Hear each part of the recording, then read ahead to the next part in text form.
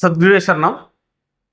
ഇന്നലെ അന്താരാഷ്ട്ര യോഗ ദിനത്തിൽ വിവിധ NGO-കളെ അണിനിരത്തിക്കൊണ്ട് റെസിഡൻസ് അസോസിയേഷനുകളെ അണിനിരത്തിക്കൊണ്ട് കേന്ദ്ര ഗവൺമെൻറ് കീഴിലുള്ള മിനിസ്ട്രി ഓഫ് ആയുഷ് നടത്തിയ യോഗാസനം എന്ന പരിപാടിയിൽ, അതായത് ജൂൺ 21 എല്ലാ വർഷവും 2014 തൊട്ട് എല്ലാ വർഷവും നടത്തിക്കൊണ്ടിരിക്കുന്ന ആ യോഗാസനം എന്ന ആ പദ്ധതിയിലേക്ക് നമ്മുടെ സംഘടനയും ഏതായാലും 1 ലക്ഷത്തിൽ പരം NGO-കളെയും വിവിധ റെസിഡൻസ് അസോസിയേഷനുകളും പങ്കെടുപ്പിച്ചുകൊണ്ടാണ് മിനിസ്ട്രി ഓഫ് ആയുഷ് ഈ പദ്ധതി നടപ്പിലാക്കിയത്.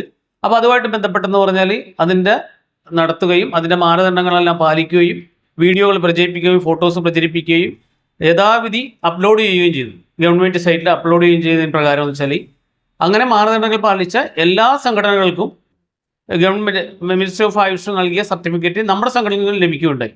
അപ്പോൾ ഈ ഒരു പദ്ധതിക്ക് വേണ്ടി ഏറ്റവും കൂടുതൽ മുൻപന്തിയിൽ പ്രവർത്തിച്ചെന്ന് വെച്ചാൽ നമ്മുടെ ഗുരുധർമ്മ സംരക്ഷണ സംഘത്തിൻ്റെ എക്സിക്യൂട്ടീവ് മെമ്പറായ ഡോക്ടർ ബീന എന്ന ബീന ചേച്ചിയാണ്.